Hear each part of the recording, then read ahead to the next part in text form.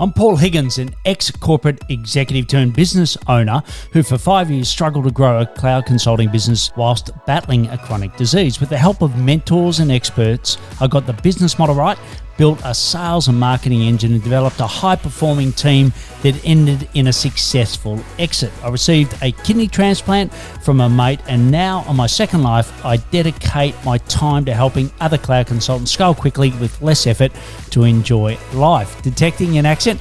I'm an Aussie working globally from Melbourne, Australia. I interview successful cloud consultants sharing their scaling stories to give you inspiration and practical tips.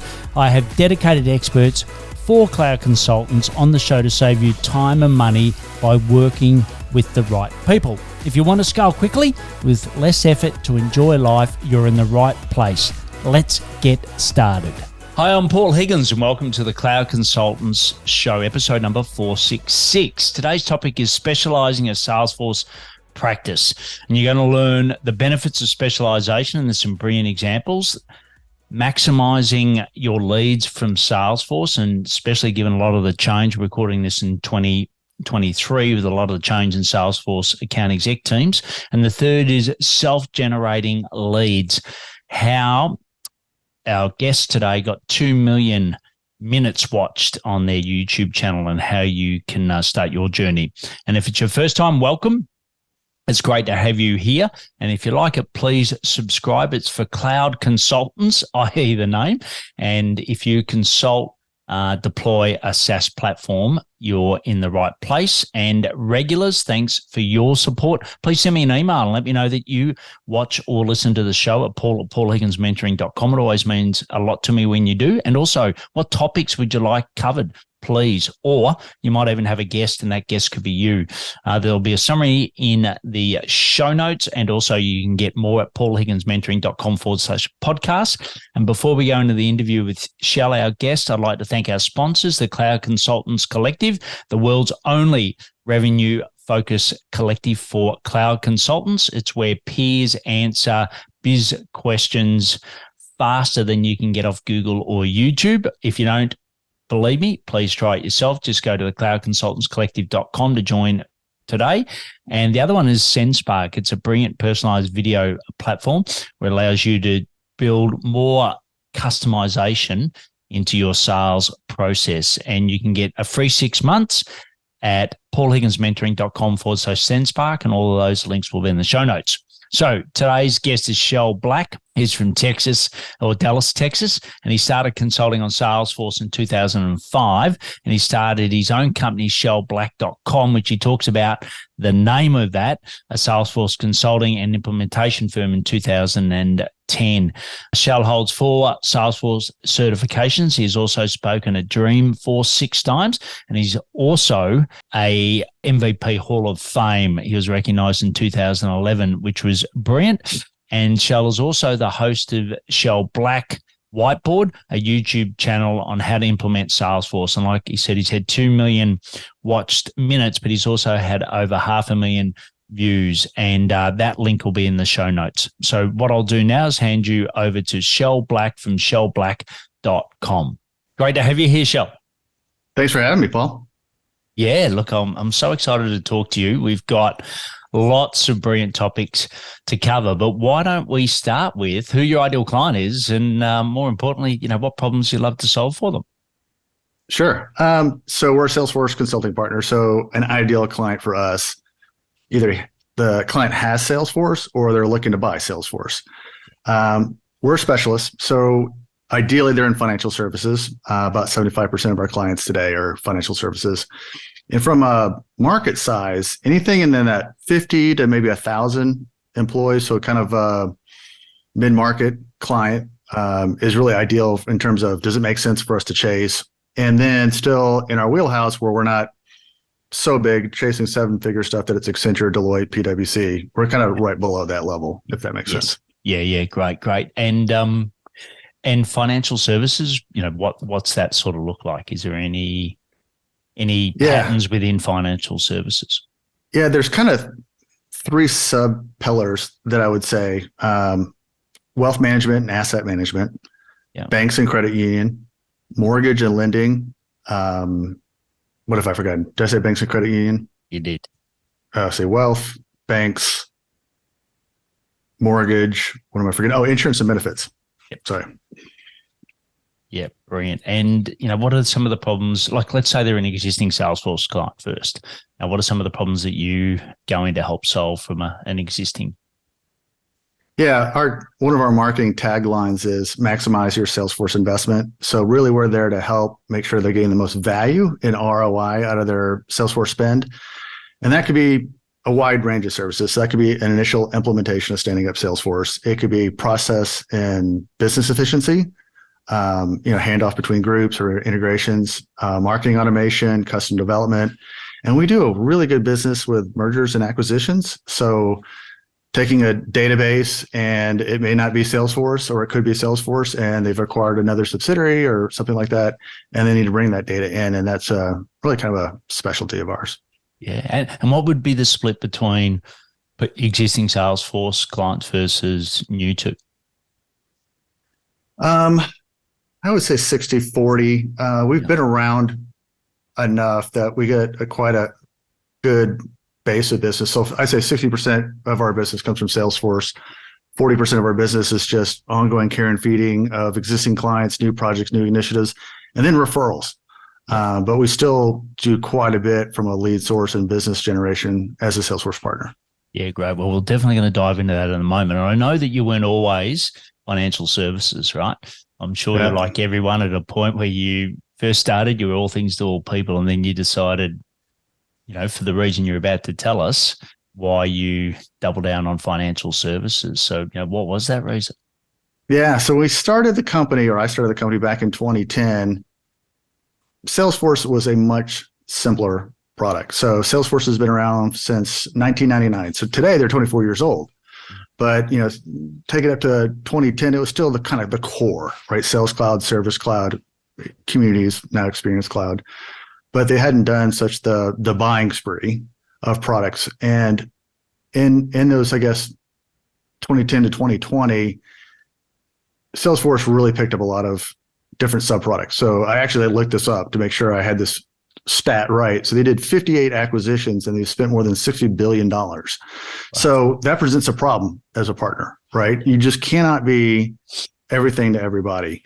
So about 2014, I could kind of see the writing on the wall. I said, look, there's Health Cloud, there's Nonprofit Cloud, there's CPQ, Configure Price Quote for manufacturing. We can't staff a company with expertise in everything and have people on the payroll not knowing if you're going to have the business. And then it just became really unrealistic. So I think spooked my team a little bit because I said, look, we're gonna do financial services. I looked at our portfolio of clients and we had some good density in financial services. And I think that made people a little bit nervous, but it was absolutely the right call because there's this kind of compounding snowball effect. It takes some time, yes. But you start working with the same Salesforce account executives, you start working with the same customer base, you start really understanding the customer's language, you start asking better questions because you know that client's industry, your referral base grows, your case studies start growing, and then that just leads to bigger clients and more engagements. And it really, really has paid off. It's really, and again, like I said, today more than 75% of our clients are in financial services. So it was the right decision. Yeah. Look, to me, I think most of us as cloud consultants have three key decisions.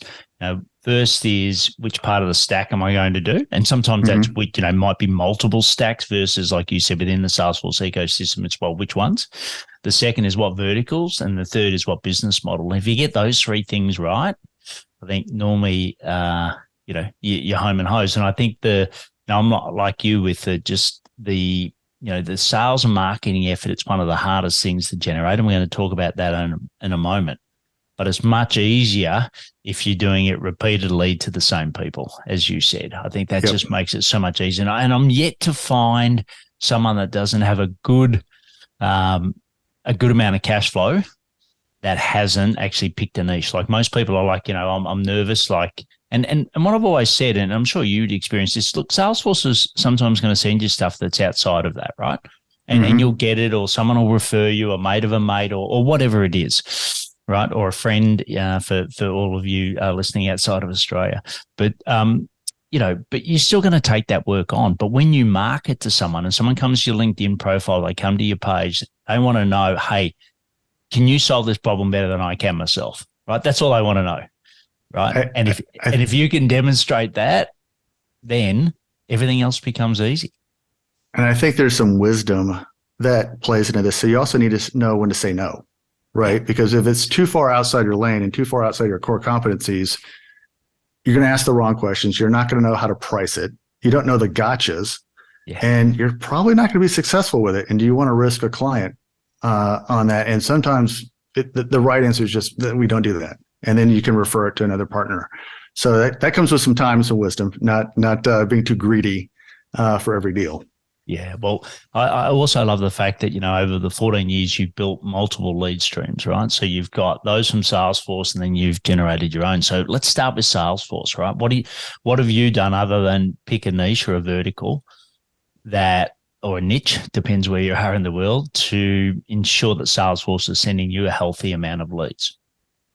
Well, you've got to market yourself to Salesforce to begin with. And I think, as we mentioned earlier, you can do okay to a point on your own, but Salesforce spends so much money, like billions, on marketing and advertising. There's a point where they're going to find leads faster than you can, right? So how do you market yourself as a Salesforce partner to Salesforce? And in the early days, it was working with our clients, seeing who their account executive is, reaching out to them. So, hey, I just want to let you know, I'm in your backyard. I'm working with one of your clients. I'm going to do a great job.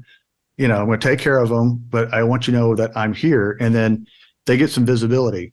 Where it starts to scale is getting in front of teams of Salesforce. And if I was to look at pre-COVID, before lockdown, one of the things I would do almost every other month would be on a plane flying out to the different Salesforce offices across the United States with my sales team and really pitching the company. So getting a lunch and learn, sometimes they'll call it a sales enablement, sponsoring their events. It's a little bit of a pay to play sometimes, but getting face time with those account executives. And we would try to get in front of a Salesforce office about twice a year, right? Because the first time you go, they may be out in the field themselves meeting with clients. And unfortunately, Salesforce has high turnover on account executives. So especially 25, at the moment. Yeah, especially at the moment.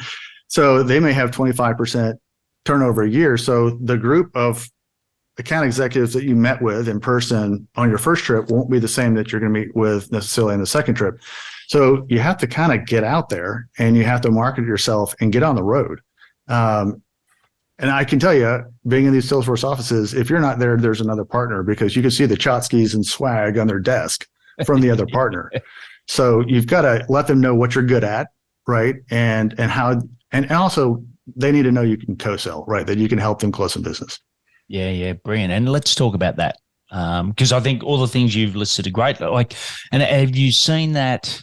So obviously we had COVID, and if you're listening to back catalog, this is in 2023 now. Is it, how much of that is back? That sort of in person versus virtual? Like, what's the mix that you're doing at the moment with Salesforce? In the United States, it's definitely back. So this is February. So Salesforce has just got done a little bit of a layoff and made a lot of news. Yeah. And one of the things that resulted from that is sales teams are supposed to be back in the office 4 days a week in the United States. So they are now back in the office. So that's quite a change. But I think they want to have kind of the visibility. And I don't think that's a bad thing, because I think you learn just as much from your manager as your peer in the next cube, right? You get this kind of corral of account executives and all kind of feeding off that energy. There's some benefit to that. Yeah, it'll be interesting, right? Because different companies are taking different strategies. It's too early to know, right? But I know from in my personal circumstance, my wife, she really dislikes going into the office. So if someone said to you, you've got to be there 4 days a week, she would probably go, well, I don't know if I want to spend 2 hours or an hour driving in the traffic and everything else that comes with it, right? So it'll be interesting to see how it plays out. But look, the ultimate thing is, if you're not, please, start or continue to grease the wheels of Salesforce, because you're right. those leads are absolutely invaluable for the payback, or the payback is much greater than the effort to put in. So next, you talked about co-selling, right? Yeah. So give us some of your wisdom on what works well and maybe what doesn't when it comes to co-selling with Salesforce. Yeah. So I think we should just say co-selling is just helping Salesforce close a software deal, right? So for them, it's called ACV, annual contract value. Yep. And as a partner, you need to think about what your role is when you're brought in. They're bringing you in to help them close business. And so how do we do that? Technical expertise. Yep. I guarantee you as a partner know more about the product than the Salesforce salesperson selling the product. Yes. And I think secondarily, we're there to provide confidence in the conversation. So the questions we ask instill confidence in the customer. We know what we're solving for, that we know the right questions to ask. And this is why being an industry specialist is so important, that, just to put them at ease that you're not a unicorn. We've seen this use case before. We have solved this problem before. Salesforce does address X, Y, and Z. And then that helps Salesforce close business. So we're there to really, to make a buying decision. It's the software decision and the implementation decision, right?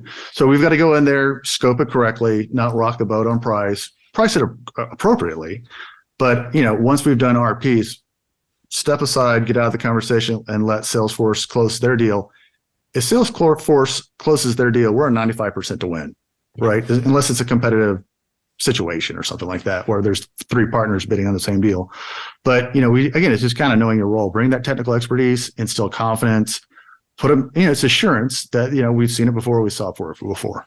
Yeah. And I know some people, the transfer of information can be a little tricky sometimes, what between the Salesforce account execs and you as the partner, how do you sort of handle that? In terms of, like, more specifically? Yeah, so as in far as, they might do a demonstration or they might get some specific information and then, that's not always passed upon to you, or the flip side is they don't fully brief you before you get into the co-sell opportunity, et cetera. Like, different account execs do it better than others. Like, how do you, what's your experience in regards to that? Yeah, you can tell if you have a chance at winning a deal based on when Salesforce brings you in the deal cycle, right? So sometimes the client will say, great, interesting proposal A, I want a proposal B and C to compare. And then if the account executive already positioned the first partner and you're just the validation bid, you missed the history of the conversation, and it becomes very apparent, right? Yes. So when you're brought in the deal, the conversations are much slower or much shorter, and you're not getting as much background. You have a good relationship with that Salesforce team or account executive if they're bringing you in early, right? And we don't mind, right? That background, we can be in a fly on the wall. That's fine, but we're getting, and it's actually a good move, because if we get these questions answered by being a fly on the wall and listening to these conversations early, we're not fatiguing the client asking the same questions and they're responding. That's just the relationship you have to build with Salesforce, right? You'll know if you're working with a team well if they're bringing you in early, and you're getting the whole view of the deal cycle, if that makes sense. Yeah. Well, it's like a recruitment, right? Always. Back in my corporate days, I'd say, well, what number am I? And the recruiter go, what do you mean? I'm like, well, what number am I? 1, 2, or 3, right? Because you don't want to be 2 or 3. And the exact same thing with the way that you've said that. So that's great with co-sell. We've talked a little bit about the Salesforce bringing you leads. What about your own, right? So how do you self-generate leads? Yeah, in the early days, it was a lot of SEO, a lot of blogging, my YouTube channel, public speaking. I've spoken at Dreamforce 6 years in a row.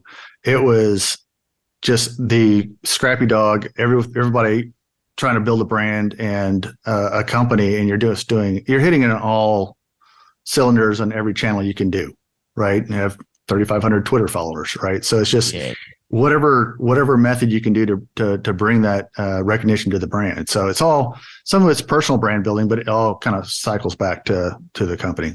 Yeah, and I was going to ask that question, so let's tackle that one now. So, ShellBlack, it's a fantastic name. I'm assuming there's not too many in the world that have got it right.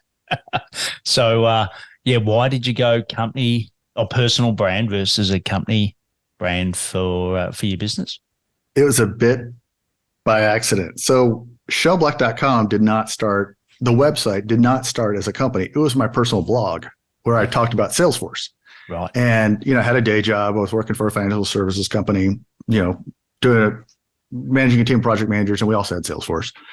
But I wanted to keep my skills up in Salesforce. I've been a consultant for about 7 years and was putting out content on my personal website. And what happens a lot of times is companies will reach out to you and go, hey, I read what you did said about this, building a sales pipeline and managing a sales team. And I am a new VP of sales and I have this problem. Can you help me with it? And you're like, okay. And it's a side hustle. And then before you know it, it's got momentum. And it just got so far along that changing the website and changing the brand just kind of never got around to it. But it was not intentional. It was kind of an afterthought that would roll into an LLC and become a Salesforce partner. But it literally started as my own personal blog writing about Salesforce. And is there any downside? Like, what have you come across any downside of having a personal brand as the company brand? That's a good question. It confuses some people when I show up on a call and they don't know, like, wait, you are ShellBlack? Like, yeah, it's actually a person. And I kind of joke, it works for Charles Schwab, so why not ShellBlack? But it does confuse some people. It sounds company enough that people don't think it's a name of a person. So it works out in most cases, I guess.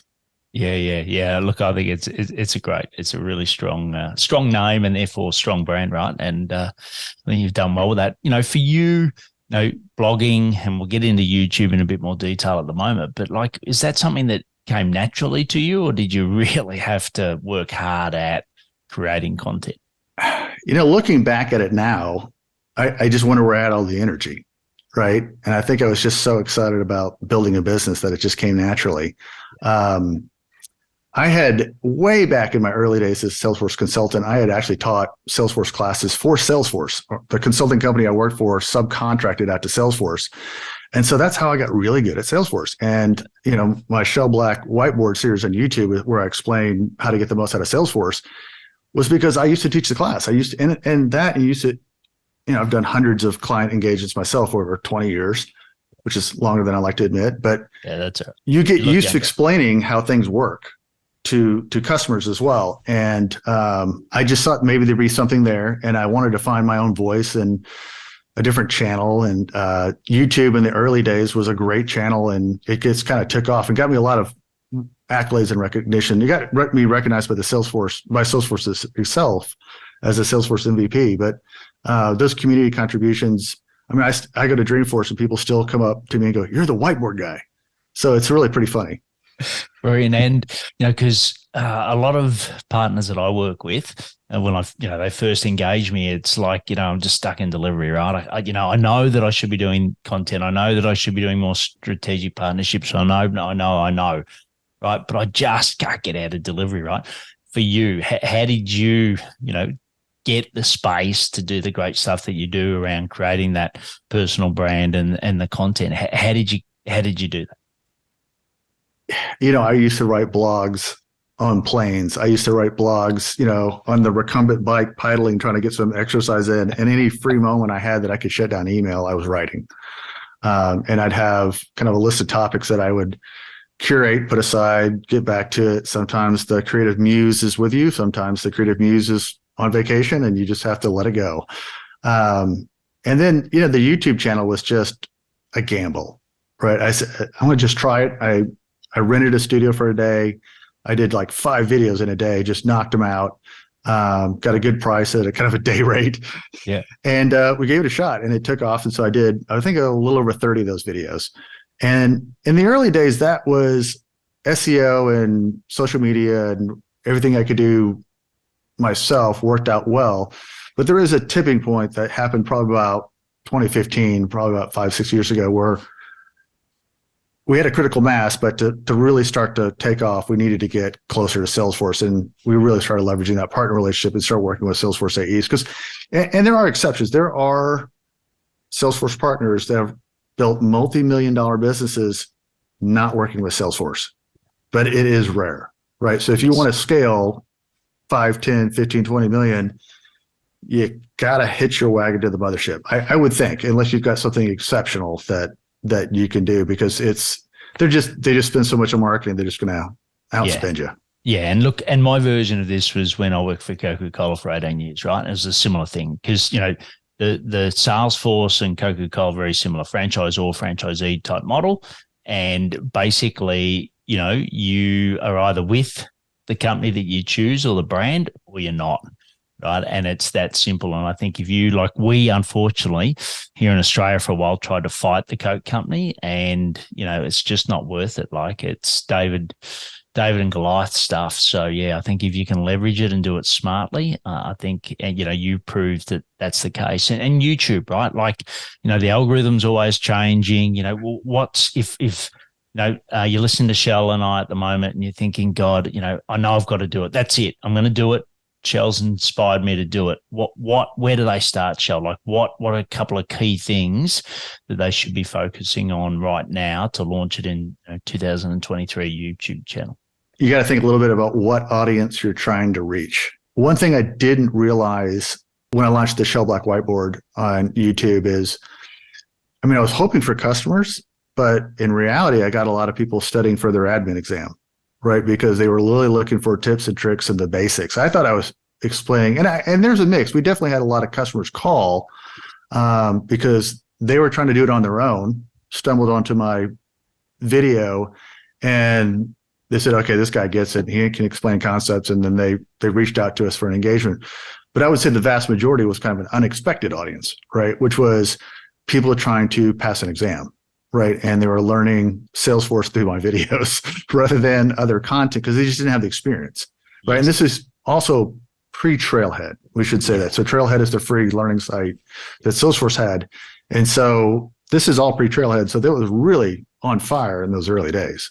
So the tip is really like, who's your audience? Now, if we want to look at it again and say, I'm trying to reach a customer and not an admin, because kind of the light bulb for me is the admin typically is not the decision maker.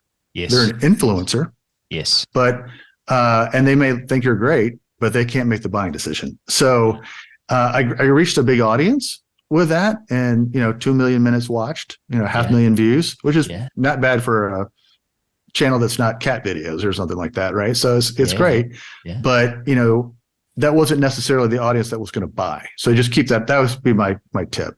Yeah. And as far as like length of videos, there's so much content out there just on what works, what doesn't at the moment. There's short, whatever the version of shorts is. What's been your experience around, how long a video should be, what's sort of working for you at the moment? So the videos I put out were probably between 5 and 12 minutes. Yeah. And looking at analytics, it is shocking how many people on average watch the whole thing. Right. So and I was amazed, but the average viewing time is well over 5 minutes. So they're hanging in there and watching the content. Or they're like me, which watches everything at 2.5 or 2 times speed. So, could be true. That could be happening as well, which I don't think they'd pick up in the algorithm. That's brilliant. So look, we've talked about you specializing, picking a niche. We've talked about co-selling with Salesforce and the Salesforce partnership. We haven't really touched on, and we talked about lead generation, right, as well. But what about referrals, right? Is there anything active that you do to seek more referrals? The key to referrals is do good quality work. Yeah. Right. So when you need a reference of a client, and as long as they're happy and you're doing good work, they're really willing to help you. Right. They almost feel obligated because you've helped them. Right. So good quality work, I think, is the absolute key to that. And in financial services, whether it's wealth management or banking or mortgage, they're all well connected. They all know each other. You'd be shocked how far their LinkedIn networks reach. So word will get out if you're not a good partner on that. So the social aspect is that key. But again, it just comes down to doing great work. Yeah, and I won't make an assumption, but like of your revenue at the moment, how much is service based? Like, i.e., do you have any products yourself, or is it all services at the moment?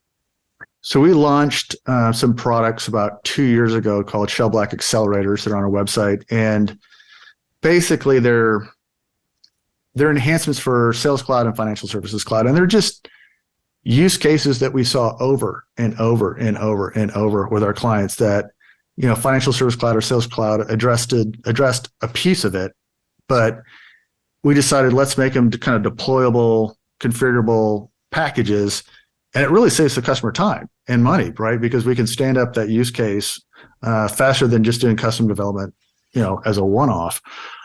It's a growing part of our business. I think we need to do a better job of kind of getting the word out on that. So it's not a double-digit piece of our business at this point, but I'm watching it closely. I'm kind of trying to see if that's something that we want to. I think we have 5 of them now that we sell, and I'm just watching to see if we want to do continual investment and build more kind of pre-canned solutions or not. So it's only been about 18 months, 2 years. So I'm still kind of watching that space for products.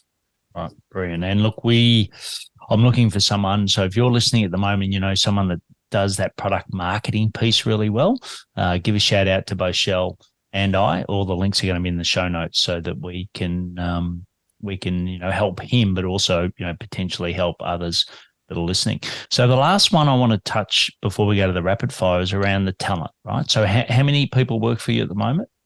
So all in between full-time and part-time, about 65 people. Yeah, great. All right. So that's a really solid size team, but you've got to attract those people, right? So, tell us some of your homegrown secrets around how you attract great talent.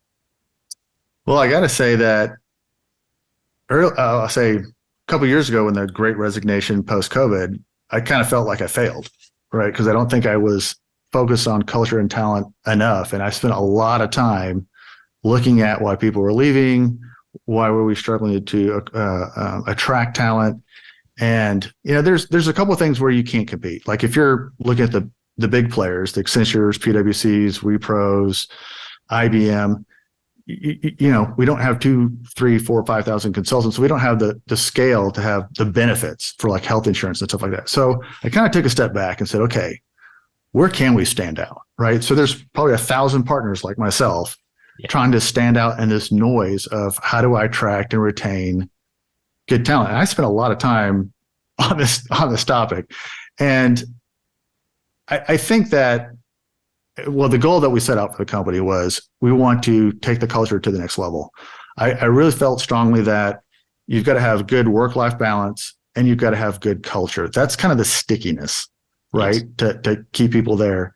I worked with my marketing group and an agency, and for a company our size, we're spending about $40,000 a year on culture events quarterly, recognition, gifts, virtual events. We've got a virtual lock room that we're going to go all in and try to work together and break out of. And we've had hands-on events. We've literally had clay, like modeling clay that you would have delivered to the house, an instructor. We're all making like pots and cups and mugs. And we're just doing this as a group, right? Trying to build culture. And we tried a bunch of stuff. And I think we've kind of got the right balance of gifts and incentives and hands-on events and virtual events. And so we have a budget set for that we're doing that. And then the other thing is to really see if we could get serious about our culture. And we kind of looked at our core values and said, are we living our core values? We say we are, but let's make sure that we're doing that. And I think one of the tangible things that I got last year that we had actually made some good progress is we were recognized by Dallas Business Journal for best places to work for a company of our size. And I thought that was something that we could hold up and say, look, we are starting to move the needle on that. And we now do an annual end of year survey to just see, because we needed a benchmark. I needed to know, are we slipping or are we gaining ground on culture? And it's interesting, the questions that you do for the best places to work is a good basis for questions. So we kind of use those shamelessly. And instead of reinventing the wheel, we put in 3 questions just on a culture to make sure we were accountable to living up to our core values.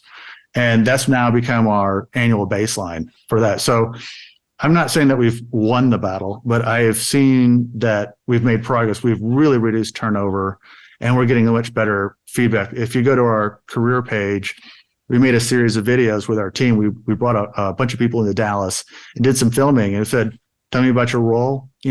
What do you like about your job? What's one word you would use to express the culture at ShellBlack? Yeah. And it was really shocking and almost like kind of a proud papa moment to kind of hear what people would say about the company. Yes. So you can see these little vignettes now on our career page. So a job applicant can go there and the whole point was, how do we raise the bar?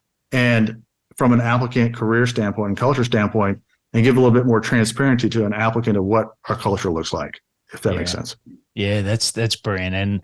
And, go to Shell's website, go to Shell's LinkedIn profile, and you'll see that, right? You'll see that coming through. And as Shell said, you've got to invest in it, right? Like a lot of people I want my culture improved, but then they don't go and do the investment behind it to get it.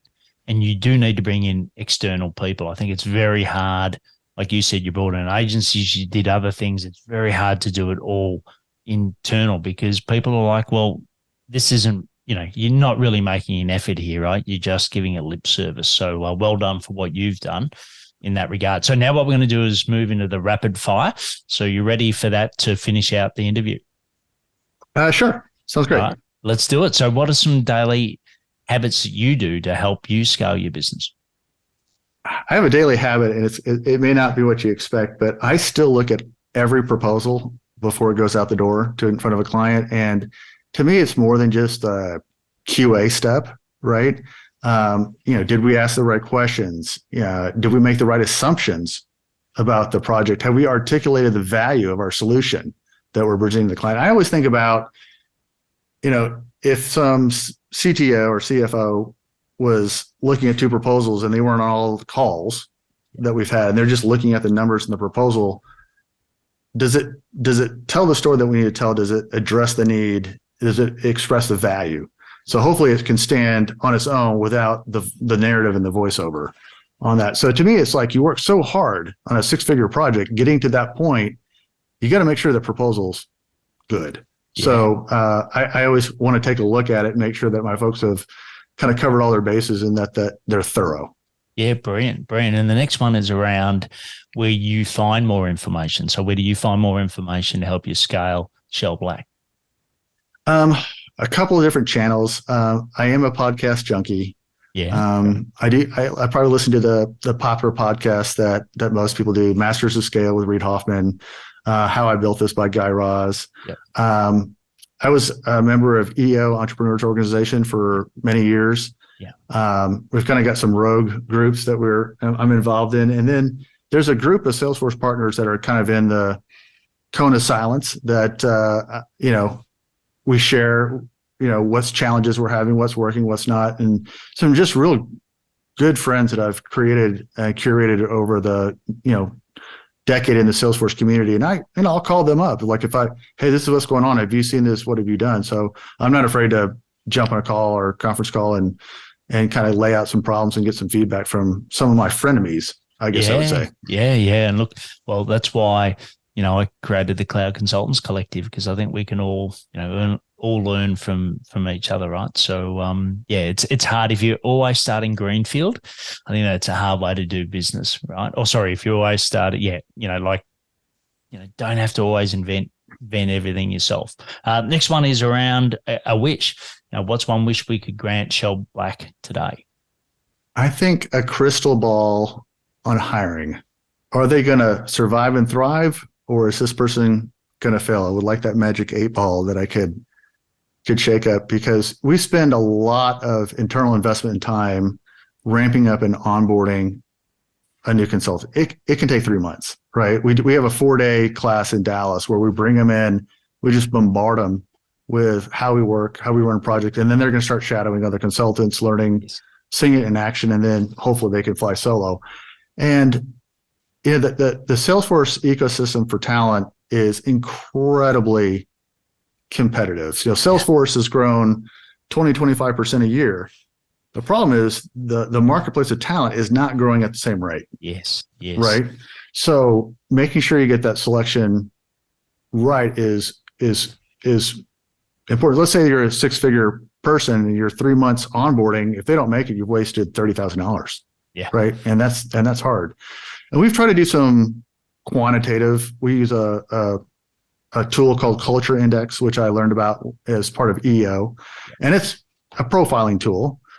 It's one component of the problem of what you're trying to do, but it's a good data point. I do believe in the data point. We've sent all our line level managers to the training to make sure that they can read the tea leaves as best as we can to try to get insights. And that really helps us with interview questioning, right? To dig into certain areas. It's like, again, it's not the be all end all, but it's a data point, right? That you can look at.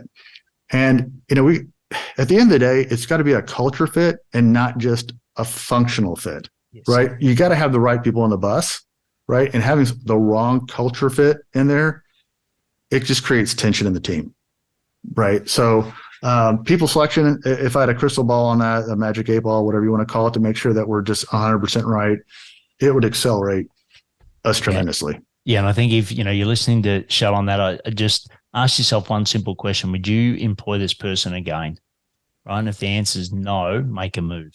Right. Don't sit on it, because as small business people, one of our biggest gaps is effectively not making tough calls on our people. So you've Absolutely. got to do that. So the last one is, what you've learned now. You've been in 14 years since you've been running this business. What do you know now that you wish you had have known earlier? We've touched on this some. It's specialized earlier, right? So, I joke, we would get calls from Salesforce like, do you do fractional jet ownership? Do you do deep sea oil exploration? And, you just can't be everything to everybody. I mean, there's just so many business models out there. And again, in the early days, and there was just Salesforce. Yes. But at that point, and we've talked about this compounding effect.